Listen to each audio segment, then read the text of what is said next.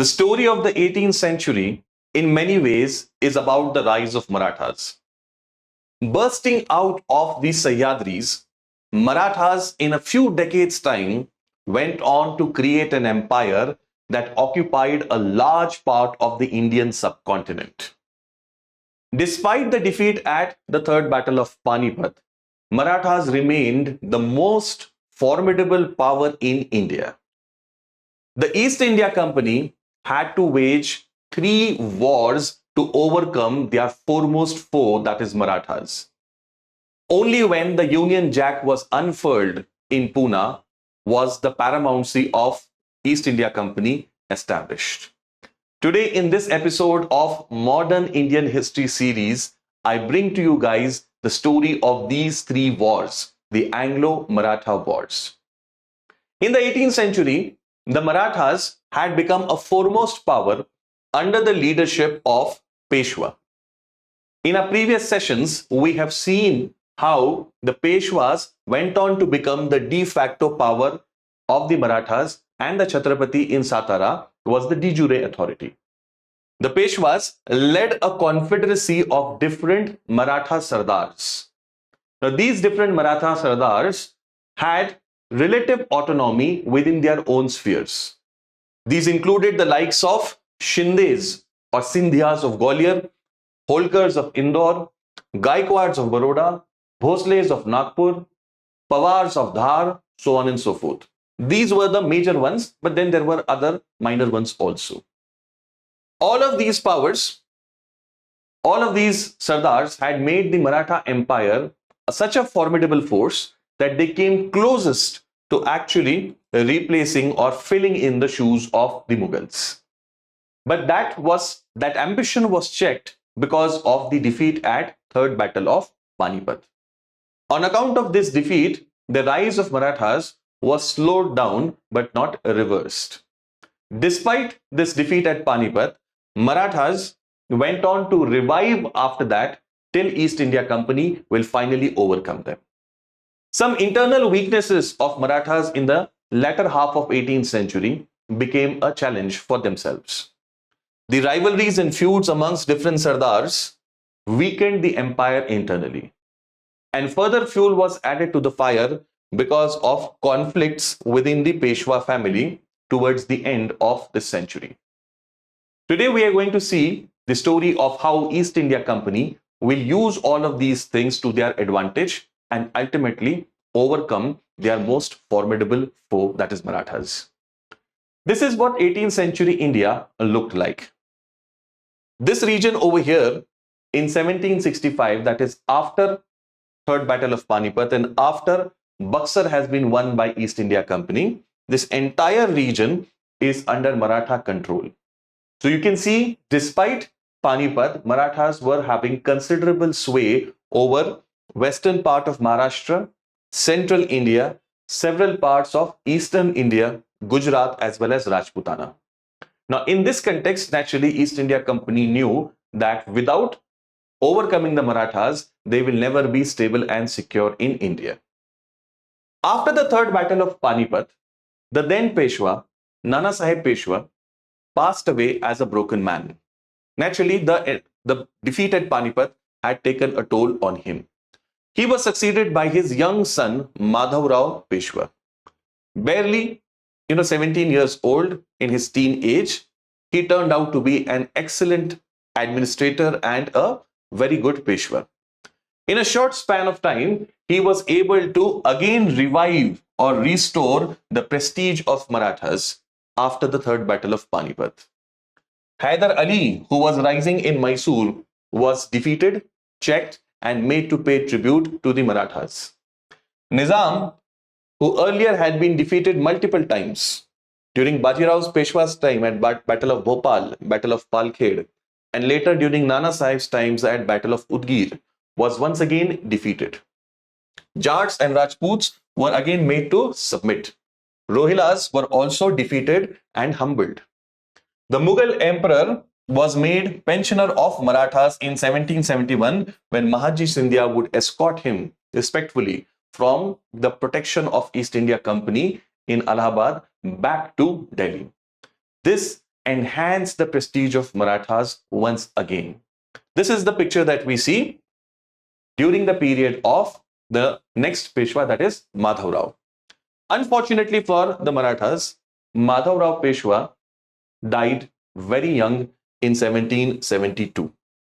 And this untimely demise of this promising Peshwa, opened a series of problems for the Marathas that will lead to ultimately the Anglo-Maratha Wars. So what exactly happened after this? His uncle Raghunath Rao Peshwa, he wanted to become the Peshwa in the first place. Now Raghunath Rao Peshwa was the son of Bajirao I. So this is the family tree of the Peshwa family. Since these names will crop up, it is good to have clarity about what the family structure was like. Just as we had seen the family tree of the Marathas, Maratha chief after Chhatrapati Shivaji Maharaj, now we are seeing that of the Peshwa family also. Balaji Vishwanath, he was the first Peshwa of Marathas in the 18th century, and during his times, we see the ascendancy of Marathas start. He is the Peshwa from 1713 to 20, succeeded by Bajirao the first, the more famous Bajirao, known for his wars and having, being an undefeated warrior till his death. After him, Nana Sahib Peshwa succeeded, who will be the Peshwa till the third battle of Panipat. Now, Bajirao had two other sons. His second son was Raghunath Rao Peshwa.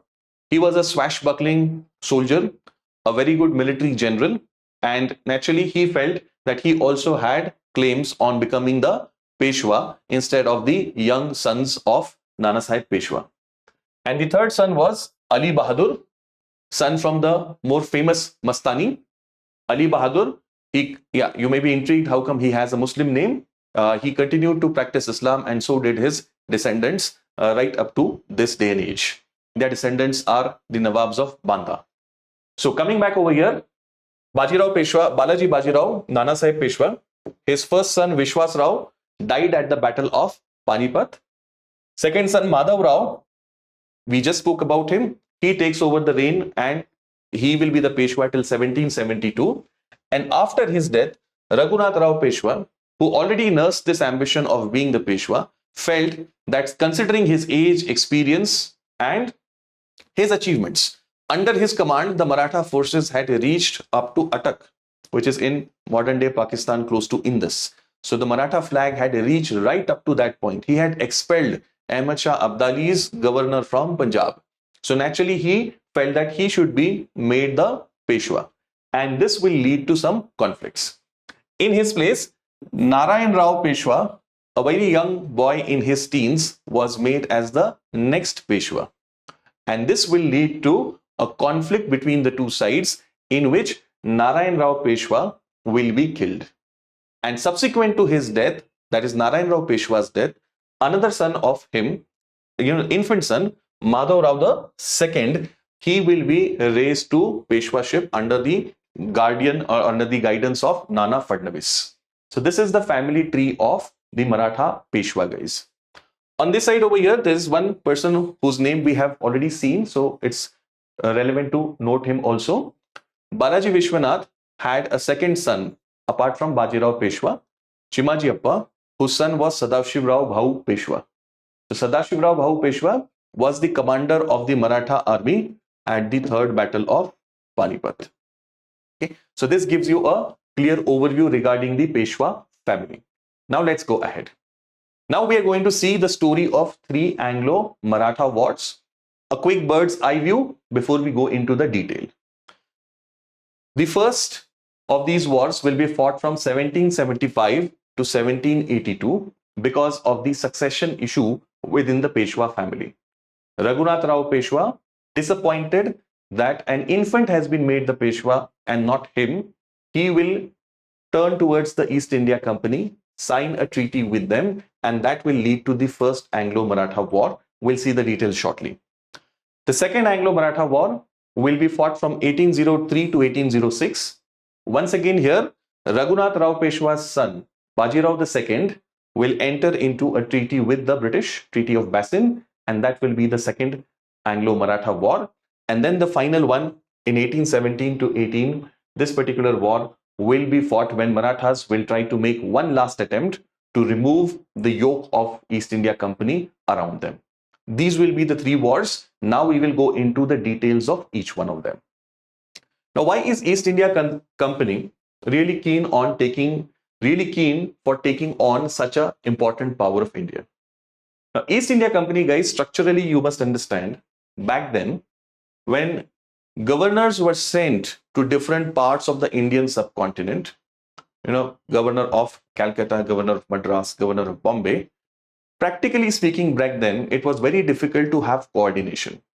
So to a very great degree, they had their own autonomy to deal with their businesses. So there was no centralization as such till Regulating Act and later Pitt's India Act are brought in. Till that point, Bombay, Madras and Calcutta, they virtually acted independent of each other. They only helped each other whenever there was some dire need. Otherwise, even their armies, the respective armies of Bengal, Madras and Bombay, these armies were also different. Soldier in Bombay's army continued to serve in Bombay's army only. There was no centralized structure. When the Britishers will establish their rule firmly in Bengal, it is only after that, after Pitt's India Act, that they will try to centralize power towards Calcutta. Till then, they have a lot of room or freedom. Now, in this context, EIC was always concerned about the protection of Bombay. The Marathas were a very formidable power. They were at their peak in the 18th century. So there was a threat from East India Company's perspective to Bombay. In any case, just north of Bombay, the areas of Salsette and Basin. If you see the map of Bombay, the South Bombay as we call it, that was Bombay proper, the island that was under East India Company's possession. North of that, today's suburbs of Bombay, if you like to call it that way, the suburbs of Bombay, they were part of the area called as Salsette, island of Salsette. And north of Salsette was Basin, which today in Maharashtra is called as Vasai. So these are all islands because of the creeks. The creeks have created these islands. So Salsette and Basin, Bajirao Peshwa had taken away from the Portuguese. And in the preceding century, Bombay had been given to the British by the Portuguese as a gift during the marriage of Charles of England and Catherine of the Portuguese, Princess Catherine of Portuguese. So in this context, the East India Company always felt threatened or vulnerable about Bombay since it was so close to such a formidable power. Second, they wanted to expand and include Salsette and Basin, which traditionally belonged to the Portuguese, which are next door like islands for them, so that Bombay could be enlarged and made more functional. Number two. Three, they also felt like replicating the success that the other two presidency towns had had in recent times. You remember in Bengal, they have already defeated a big coalition of Mughal ruler, the Nawab of Awadh and Nawab of Bengal.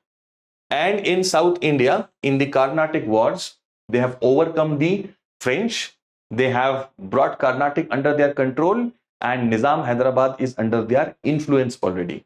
So these two have had a stellar success in the last couple of decades. Bombay, on the other hand, was more sedate. Bombay, in fact, is vulnerable in the vicinity of the Maratha power. Fourthly, keeping the French danger out of Bombay. The French, who had been defeated at Battle of Vandy Wash in South India, had not given up on their ambition of increasing their influence in India once again. The French were constantly trying to connect with Indian rulers, especially the Mysorean state, so that their influence could be revived. The British always felt threatened because of this interference of the French. In our Anglo-French War lectures, we have seen how European rivalries found echoes in India. Whenever rivalries intensified in Europe, there was always a possibility that there will again be restarting of these Anglo-French wars. Therefore, East India Company was very concerned about French influence gaining ground on the western coast. In any case, the Mysorean state had shown very clear inclination towards the French. Had the Marathas also done that, then East India Company, especially in its possessions in Bombay, would have felt very threatened. And lastly, ensuring smooth flow of trade. Bombay was a natural harbor. It was very suited for trade from, it's connected in the interiors through trade routes to the hinterland of India, and it can source a lot of valuable stuff from there and ship out to other places. Bombay or East India Company's possessions there wants to ensure that this trade remains smooth and flowing. So these are the reasons why East India Company was concerned about the Maratha power in their vicinity of Bombay. Now let us see how this concern will ultimately manifest into the First Anglo-Maratha War. What are the specific circumstances that created the opportunity for the small possession of Bombay to actually interfere in such a massive power like the Marathas? There's a famous quote of Abraham Lincoln where he says, "A house divided against itself cannot stand." This is a lesson that we Indians have been taught several times in our history, but we keep on making that same mistake. It was the opportunity generated because of internal conflict that will lead to East India Company starting this war. So let's see how this war pans out. Narayan Rao Peshwa, the young Peshwa, was killed because of Raghunath Rao Peshwa's ambition. And this created a big void in the Maratha state. Raghunath Rao Peshwa concentrated the power in his hand, but others amongst the Maratha chiefs and officials felt that this was something completely unfair. It was very visible that it was a conspiracy hatched in the family which had led to the death of the unfortunate young Narayan Rao Peshwa. But luckily, Narayan Rao Peshwa's wife was carrying, and he had a posthumous son, and this posthumous son, Savai Madhav Rao, he was raised to the Peshwaship by a group of officials of the Peshwas themselves, who are called as Bara Bhai in history. So these nobles or officials led by Nana Fadnavis 1 plus 11, such 12 such officials and nobles, they together formed this powerful coalition to support the case of the posthumous son instead of Raghunath Rao Peshwa. Now Raghunath Rao Peshwa naturally wanted to secure his succession, whereas this formidable combination was acting exactly opposite to that, and this frustrated Raghunath Rao Peshwa. And out of this frustration, Raghunath Rao Peshwa went out to the British and signed with them the Treaty of Surat. Treaty of Surat in 1775. By that time, the pattern had become very clear to both Europeans as well as Indians. The pattern was that if there was a succession dispute in an Indian family, then the services of these European companies could be used. The Europeans also saw this as an opportunity to increase their influence. So here once again that same history is repeating which we had seen earlier in the Carnatic Wars. Treaty of Surat was signed between the Bombay government of EIC and Raghunath Rao Peshwa. As I mentioned earlier, guys, you have to remember this very carefully. Because of the huge distance between these three presidency towns, Calcutta, Bombay and Madras, it was not possible for East India Company at that time to have a centralized structure of command as such.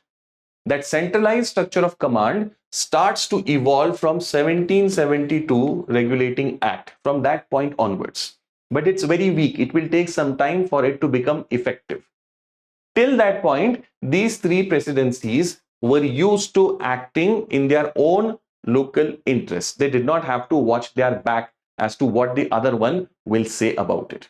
There was coordination, but a more loose type of coordination amongst these three. So in that context, the Bombay government entered into this pact called as Treaty of Surat with Raghunath Rao Peshwa. So what did this treaty give Raghunath Rao Peshwa? Bombay promised him help to make him Peshwa. They will use their army to defeat the army of this Barabhai coalition and install Raghunath Rao Peshwa as the rightful Peshwa. In return, Raghunath Rao Peshwa promised that Salsette and Basin, these two islands north of Bombay, they will be handed over to the East India Company. Further, revenues of Surat and Bharuch or Bharuch, as it is called in Gujarat, will also be given to the East India Company. So this was a great, offer for them. Naturally, Bombay wanted to also aggrandize territories around itself and have, its share of the pie. So this Treaty of Surat came as like a God-sent opportunity for them. Raghunath Rao Peshwa also promised that the Marathas, once he becomes the Peshwa, will not ally with any of the East India Company's enemies. EIC's enemies included the French, but also other Indian powers like Mysore, with whom they will be at war. Already first Anglo-Mysore War had taken place by this point of time. So this is the background, guys, in which the first Anglo-Maratha War is going to take place. Let's go ahead and see how actually this war will proceed. Now, Warren Hastings, who has been made as the Governor General of Bengal, he strongly objected to this treaty. Warren Hastings, who after the Regulating Act has an oversight role also, rightly feels that Bombay cannot take such a big decision on its own accord. Also, the larger calculus of Indian political scene had to be factored in before waging a war with a formidable power like the Marathas. Already, the struggle between East India Company and the Mysorean state had intensified because of Hyder Ali's ambitions. And in this context, Calcutta Council decided that this Treaty of Surat needs to be annulled. It needs to be cancelled. So I want you to understand, guys, how these different presidencies had this fear of autonomy earlier, which led to these type of incoherence as well. Now a new treaty was negotiated between the Calcutta government and the Peshwa office in Pune. This treaty is called as Treaty of Purandar, which is very close to the headquarters of the Peshwa in Pune, in that same district. This treaty was signed, Treaty of Purandar, in 1776. By the Treaty of 1776, East India Company gave up the cause of Raghunath Rao. They said, okay, fine, we are not going to support Raghunath Rao's claim as the Peshwa. But they said, since Salsette has been given to us and it's very important for Bombay, and they also need a face-saving measure, so they said Salsette will be retained by East India Company. So just above Bombay, the suburbs of modern-day Mumbai, you can say, that is the area of Salsette that they tried to retain. Yet again, despite this arrangement between the two, the Bombay government of East India Company went against this Treaty of Purandar and supported Raghunath Rao by giving him asylum. This was a clear violation of Treaty of Purandar. Clearly, Warren Hastings yet did not have the full control that he would have liked on his Bombay presidency. And in this, some London government officials were also encouraging the Bombay government. So they felt emboldened to take this sort of a decision despite the treaty being signed by the Calcutta government. Marathas, as a response to this, gave the French a port on the west coast. Since East India Company is not clear about what it wants and it is trying to violate its own treaties, multiple times, the Marathas also felt frustrated, and Nana Fadnavis, who is in charge of, who is the leader of that Barabhai, coming together of nobles, he gives a port on the west coast to the French. Now this was a red line that East India Company had drawn. For them, the most important thing was their European rivals should not get any space. When Marathas gave this space to the French on west coast, which would be a very big threat for Bombay, then East India Company decided that now there will be war. There has to be war now. This led to first Anglo-Maratha War between East India Company and the Marathas. I hope you got the context, guys.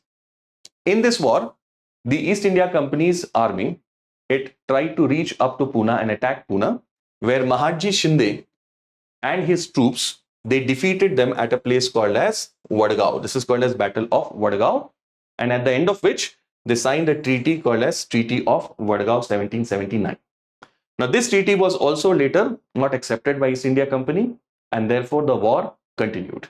This war continued with both the sides not gaining any major strategic victory as such. There were small skirmishes in which sometimes one side won, sometimes the other side got the better of it, but ultimately nothing strategic emerged out of this.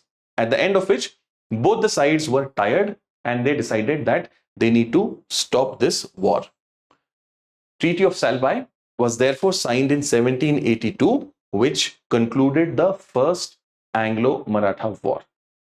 This was the time when East India companies were at their lowest in India. In South India, Hyder Ali was fighting them in the second Anglo-Mysore War. And here, Northern Deccan, we see they're fighting the Marathas also. Internationally, in USA, Lord Cornwallis has surrendered to the American Patriots. So this was a very dark phase for British colonial history. The Britishers, Warren Hastings, realized at this point that continuing this war may lead to an even bigger disaster, and therefore he also comes to terms with it and signs the Treaty of Salbai with the Marathas. This brought Marathas out of the coalition that Hyder Ali had built. Hyder Ali had built a coalition of Marathas, Mysorean state and Nizam against East India Company.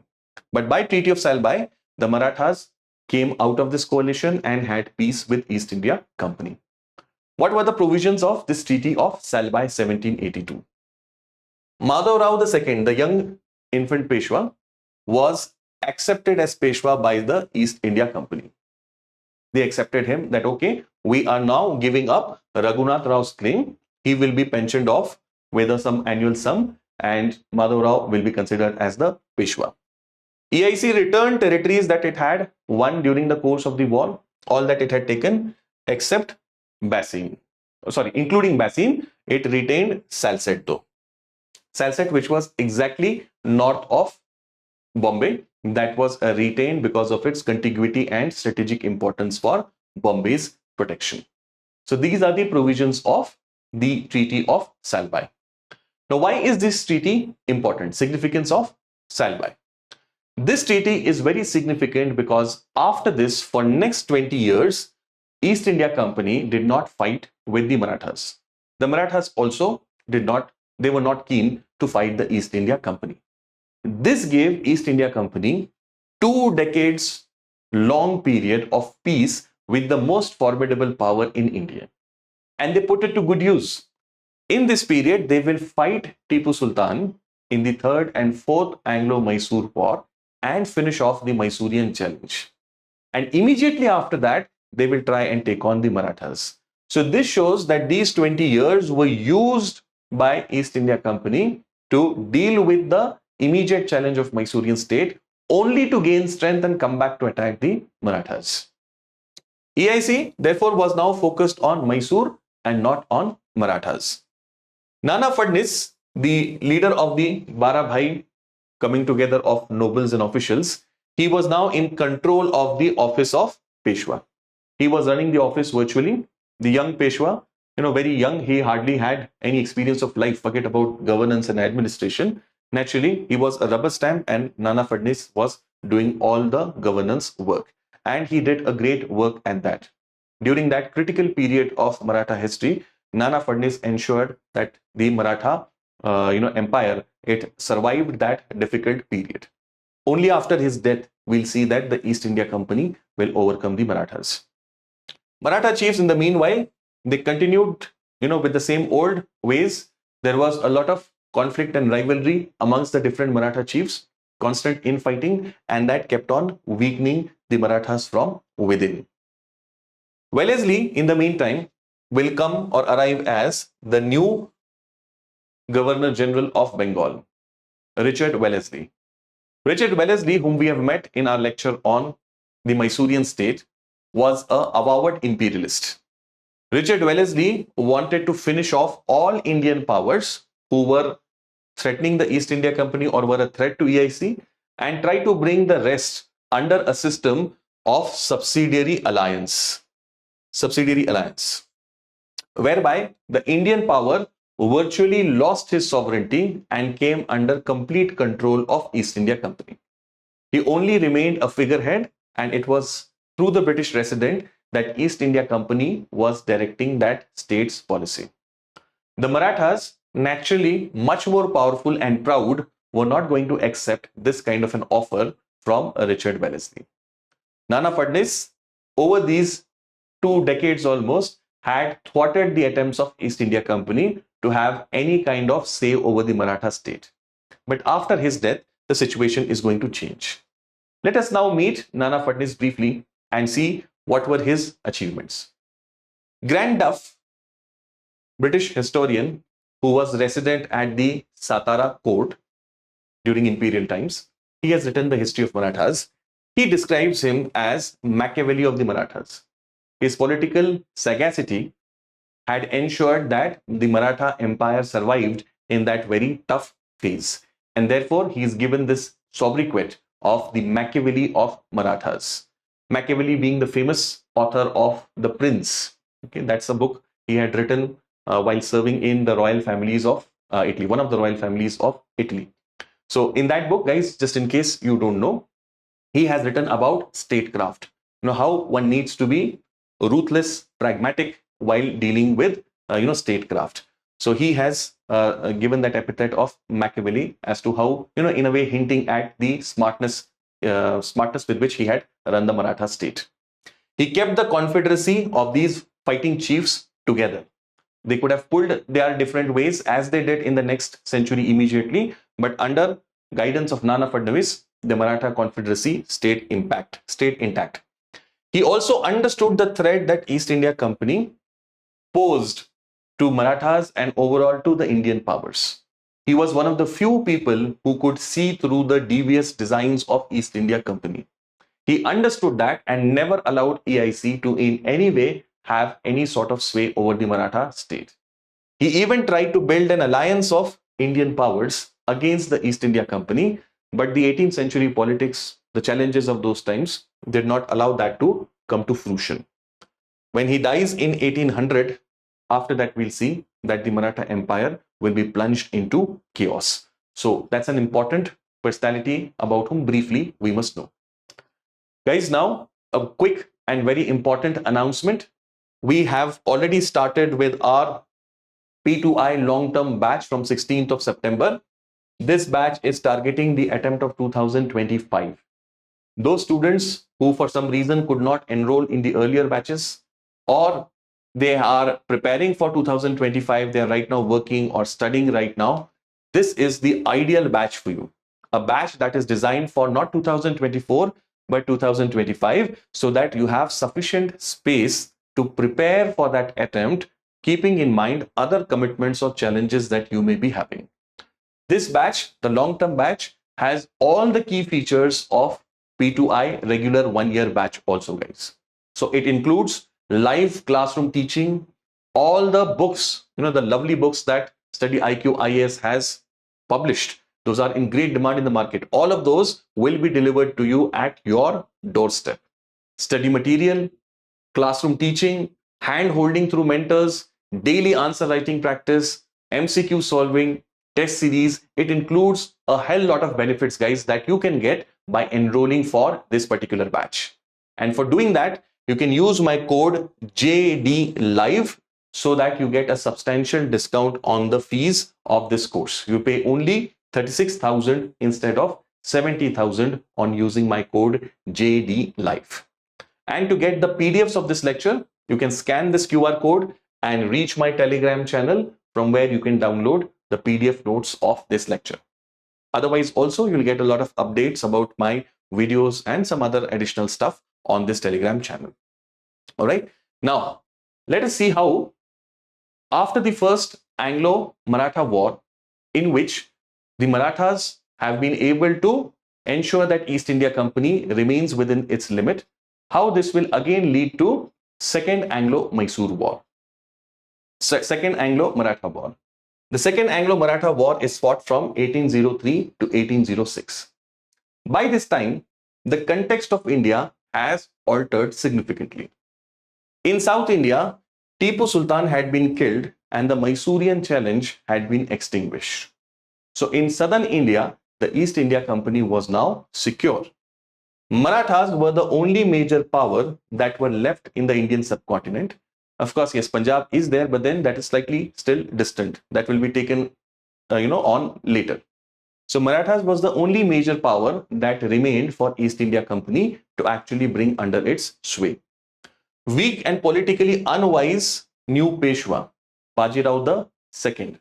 After Madhavrao died, Bajirao II takes over, who is the son of Raghunath Rao Peshwa. So Bajirao II, he was completely, unlike his predecessors. The Peshwas had an illustrious line of efficient administrators and wise, rulers. But then Bajirao II was very much unlike them. Nana Fadnis and Mahatji Shinde, the two stalwarts of the Maratha state, had passed away earlier. Mahatji Shinde slightly earlier and Nana Fadnis in 1800. In this context, the rivalries that the Maratha chiefs had within themselves, those rivalries became very intensified. These Maratha chiefs went on to fight amongst themselves very bitterly. That will give the opportunity for East India Company to interfere. In one such fight, Jaswant Holkar, the Holkar chief, he attacked the capital Pune, the Peshwa's seat of power, and defeated the combined army of Peshwa Bajirao II and Daulat Rao Sindhia. These two were together, Bajirao II and Daulat Rao Sindhia. Their armies were defeated by the army of Jaswant Holkar in 1802. So just imagine, guys, the situation that had arrived in the Maratha Empire, where the Peshwa's army is defeated by one of his own chiefs at the capital, at Pune, just outside of Pune. This battle had taken place in 1802. I use Pune because back then Pune was referred as that in that sense. Bajirao II sought British help because of this. He fled from the capital, went to the Britishers and sought their help against his own nobles. So guys, this is the problem of our 18th, 19th century rulers. We saw that in case of Mughals also, how weak rulers had given the space to noblemen and later to foreign powers to meddle in court politics of Delhi. A similar situation now arises with the formidable Marathas also. Bajirao II himself goes to the Britishers to seek help against his own Maratha chiefs. What will be the outcome of this? East India Company will naturally be very excited about this. The Maratha Peshwa himself walking to East India Company and asking for their help. This is what they had always desired. And this led to signing of a treaty between the East India Company and Bajirao II. This treaty is called as the Treaty of Basin. Okay, Treaty of Basin. This treaty was a subsidiary alliance treaty whereby the Peshwa accepted the overlordship of East India Company, so to speak. Now, the Peshwa had lost his independence completely. In his foreign affairs, East India Company will tell him what he is supposed to do. East India Company will send a resident at Pune to keep a watch on what the Peshwa is doing. The Peshwa has to pay a huge annual tribute. Why? Because East India Company will be his protector, and for that reason, for that protection's sake, you have to pay East India Company money. So a huge annual tribute has to be paid to EIC. And since Peshwa was the de facto head of all the Maratha chiefs, this treaty being signed by Peshwa automatically was considered as binding on all the Maratha chiefs as well. So it is not just Peshwa who is entering into subsidiary alliance as such. Technically speaking, all the Maratha chiefs are also now bound by this alliance. Now this led to the second Anglo-Maratha War. Maratha chiefs, they rejected the Treaty of Basin. They said that this treaty has been signed by the Peshwa and is not binding on them as such, and for this reason they are ready to fight with East India Company. Subsequently, East India Company took on all the Maratha chiefs Maratha chiefs, although they fought bravely, but once again, the internal differences prevented them from fighting in unison. They did not fight this war together. And consequently, we see that one after another, East India Company eventually was able to overcome all the chiefs. Lord Lake and Arthur Wellesley, they are famous for having fought in this war and defeated different Maratha chiefs in North India as well as in Deccan. Some names of important battles here: Battle of Asai, Battle of Delhi, Battle of Laswari. These are some of the important battles fought in this war. Now, by the way, guys, Arthur Wellesley is the same guy as the Duke of Wellington. Remember him? Duke of Wellington, who will defeat Napoleon at the Battle of Waterloo. He was an expert in defensive warfare. Napoleon was, more like aggressive warrior, whereas Duke of Wellington, Lord Arthur Wellesley, he was an expert at having, defenses built very strongly and then using those tactics to wear out the enemy and winning the war. So he was the one who defeated Napoleon, later went on to become Prime Minister of Britain, and also he was voted as one of the greatest British persons of all times. But don't confuse him with another guy, Richard Wellesley. Richard Wellesley was the famous Governor General during whose time this war is going on. So both of them are brothers, Arthur being the younger one. Both of them very charismatic people. Fought against EIC, okay. Captured Delhi and Agra. Now, it was the Marathas who had escorted the Mughal king Shah Alam from Allahabad to Delhi. Mahaji Shinde had achieved that great feat. And from that point onwards, Delhi, Agra and that region had always been under Maratha influence. Earlier also it was there, but after Battle of Panipat, we have a brief period of flux. But then subsequently, under the Shindes, this region had been under Maratha influence. Now the Britishers will defeat the Marathas and take back or wrest the control of Delhi and Agra also. So Marathas are now no more having the control of this region. Each of the Maratha chiefs would then sign treaties with the East India Company separately. Some of the more important names of treaties here are Treaty of Surji Anjangaon with Shindes, Treaty of Deogaon with the Bhosles, and Treaty of Rajpur Ghat with Holkar. Treaty of Rajpur Ghat with Holkar. Through these treaties, East India Company ensured that the sway of Maratha chiefs was curtailed to a great extent, and they were now just one step away from completely extinguishing the challenge of Marathas and becoming the paramount power of India.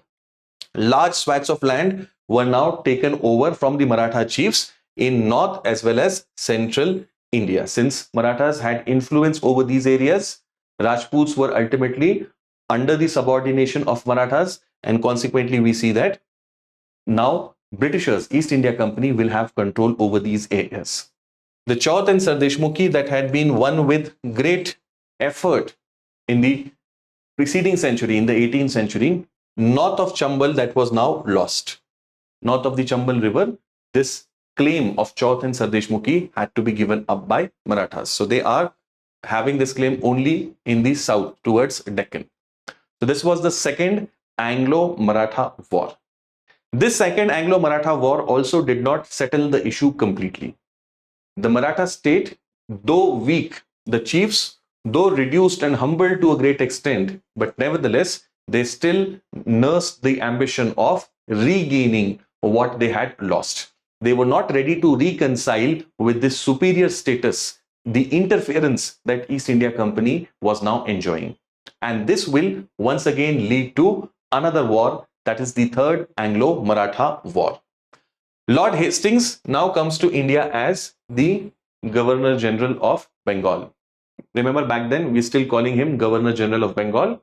It will be during William Bentinck's time that we'll have this title of Governor General of India. So Lord Hastings, he is an imperialist like Lord Richard Wellesley, and he wants to bring as much territory as possible under EIC's direct control. The Marathas at the same time, are humbled, reduced, but then they are continuing to nurse that dream of removing this yoke of East India Company and regaining their power. Around this time, the Britishers and the Pindaris, they come into conflict. The Pindaris were loose auxiliaries who used to supplement the Maratha armies. Different Maratha chiefs used to employ them with their armies. They were used for various types of mopping up operations or stopping the supply lines of enemy. These Pindaris did not get regular payment. Okay, they used to supplement their payment by whatever they got in the process of whatever the defeated enemy was going to hand over, or whatever loot opportunities that these people used to get in that confusion. So they used to supplement the army of the Marathas. They are not regular soldiers, but the Britishers see them as a grave threat. The British, this 19th century period, the British will have certain concepts about how a society should appear. For them, those communities who were not settled in one place, those communities, the nomadic type communities, they were always considered as very dangerous. And the Pindaris, they did not have a very settled way of life. They kept on traveling around, they kept on joining new and different services under different chiefs. So from British perspective, these type of people were always dangerous. That is why they looked at the tribes, notified tribes, with great suspicion. So the Pindaris, who were armed, who knew how to use weapon, who were not rooted in one particular village, they were seen as a threat by the Britishers. So with the help of Sindhia chief of Marathas, the Britishers launched a fierce campaign to suppress these Pindaris. Now, traditionally, these Pindaris had been associated with the Marathas, and therefore, consequently, we see that a lot of Marathas will feel that this step or measure by the East India Company is uncalled for. Resentment in Marathas against British interference was also very high at this point. The residents that were appointed at the headquarters of these Maratha chiefs, especially in Pune, a resident was sent who was interfering in the regular day-to-day administration of the Peshwas. This was detested, hated by the British, by the Marathas. Because of all this, Peshwa finally decided that we will make one last effort, we'll put our back into it and try to get this monkey off our backs. East India Company's control over Marathas should be completely abolished. So together, but still independently, because they are distant, now they're not as strong. So these Maratha chiefs made one last bid at removing the control of East India Company from them. The Peshwa fought the East India Company. He attacked the headquarters of the resident in Pune and later fought battles at Khadki, just outside of Pune city back then, Koregaon, Ashti, and he lost in all these battles and was finally defeated. The Bhosles were defeated in Nagpur at Sitabaldi, another famous area of Nagpur. Holkars at Mahidpur. In this manner, all the Maratha chiefs were defeated by East India Company in the Third Anglo-Maratha War. With the Peshwa, the Treaty of Pune was now signed. Under this Treaty of Pune, Maratha Confederacy was abolished. Now there would be no more Maratha Confederacy led by the Peshwa. The Peshwa has to agree with it. He was made a pensioner of the Britishers and sent to Bithur near Kanpur. Now in some textbooks, you will also come across the spelling Vithur. So this Bithur or this Vithur are the same, just spelled differently. This was a place near Kanpur. It will be his son, Nana Sahib Peshwa, not the original Nana Sahib. This is second Nana Sahib, who will fight in the revolt of 1857.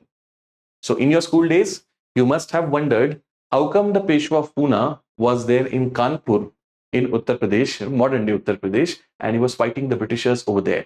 The reason being, he was sent, exiled sort of, as a pensioner of East India Company, and Nana Sahib's pension will be stopped. And that will, lead him to join the revolt of 1857. Of course, patriotic and fervor and all of those things were there. But the grudge at that point was that after abolishing this coalition, ending the Peshwaship, making him a pensioner, even that pension was stopped in the very next generation.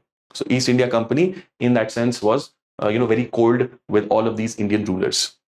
A separate state of Satara was established under Pratap Singh, a descendant, from one of the lines of Chhatrapati Shivaji Maharaj. So a smaller state of Satara is established, and this was, out of political sagacity that the Britishers did this. They knew that the Marathas had a lot of, attachment to the Gadi, due to the, seat of power of the Marathas, which was established by Chhatrapati Shivaji Maharaj and his Mavades with great effort, sacrifice. So naturally, they would not tolerate that effort going in vain. So to, in a way, placate that sentiment, a separate small state was established back then.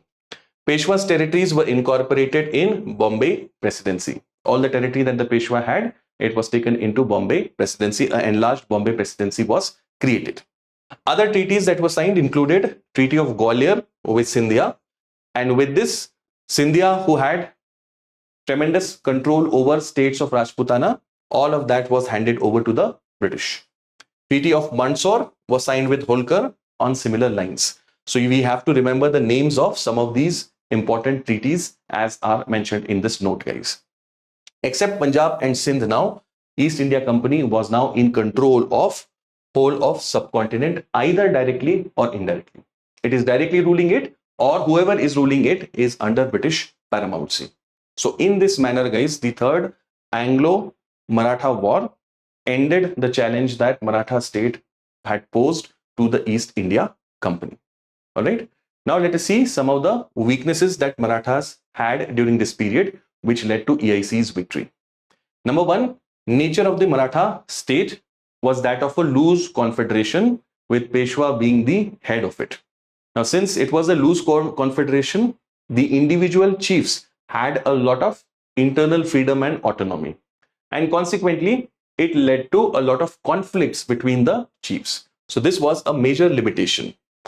Politically, the leadership of the last Peshwa, that is the one during the Third Anglo-Mysore War, Bajirao II, also became a major cause for the victory of EIC. His signing of Treaty of Basin led to the opportunity for East India Company to take over the Maratha state. So this was a major, you can say, a reason behind it. Third, personal ambitions of the chiefs. Now, even when faced with such grave challenge of East India Company, while they were fighting with EIC, often it was seen that they were fighting in their own way, as in the fight that was put up was not in unison. And this made it a lot more easier for East India Company to overcome their challenge one by one, rather than facing a combined kind of a war with the whole of Marathas. So this was another limitation of Marathas. Then military systems weakness. Although these Maratha chiefs had very well learned the importance of Europeanizing their armed forces, and they had taken a lot of measures to do that, but nevertheless these armies were still not at that same level as that of the British. Okay, yes, in some of the battles, in many of the battles rather, the armies of Maratha chiefs, they were fielded on the same lines as European trained armies were done by East India Company, by the French Company, so on and so forth. And many a times they even got better of their enemy. Like during Mahaji Shinde's times, he had employed a lot of French officials to train his army. And that is the reason why we also see a lot of spectacular success of the Shinde's armies during the late 18th century. But nevertheless, it was still not at that level as it could challenge the East India Company completely or fully. Economy of Marathas was also backward. East India Company was basically coming from a country which was on the cusp of industrial revolution, or rather industrial revolution had advanced to a great extent in England at that point of time.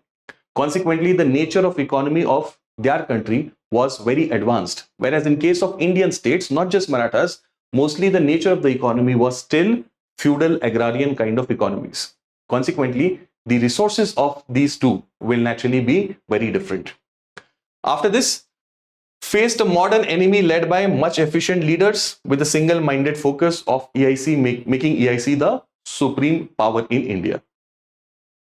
The leaders that East India Company had during this period, we met Richard Wellesley, Arthur Wellesley, Lord Lake, Lord Hastings. All of these people were men of exceptional leadership qualities who were determined with one single goal of making EICs rule the prominent power in India. Whereas in case of Indians, in almost all cases, what do we see? We see that it is mostly individual ambition that is being pursued, and consequently it becomes easier for EIC to exploit individual ambitions of different Indian players. Diplomacy and espionage of EIC was at a much better level. EIC, right from their initial days in India, made it a point to understand local people's languages, customs, traditions. They always tried to get information that would be handy in governance, in diplomacy, in warfare. And in this sense, they were much better prepared than Indian powers. And this paid off great dividends during the actual wars. The English resident who was sent to the Indian courts was basically sent for this same purpose, to be able to have that close eye on what is happening at the Indian courts. Who is the important player? What kind of tendencies and personalities different Indian rulers and noblemen around them have? All of this was being closely watched and studied by EIC, which proved to be a great boon for them during these wars. All right. Now, lastly, this is what India looks like after the Marathas are defeated in the Third Anglo-Maratha War. Whole of the Indian subcontinent is directly or indirectly under British control. Majorly what remains are the Sikh kingdom in the northwest, Sindh over here towards the west, and the Baloch further west to that. And these also will be taken over one after another as we go towards the mid of the 19th century. That discussion of how East India Company was able to defeat the powerful Sikh kingdom and take over Sindh as well is coming up in our next class. Thank you very much for joining me in this session. I'll see you in my next class. Do like this video, share it with your friends, and leave some love in the comment box below. Take care.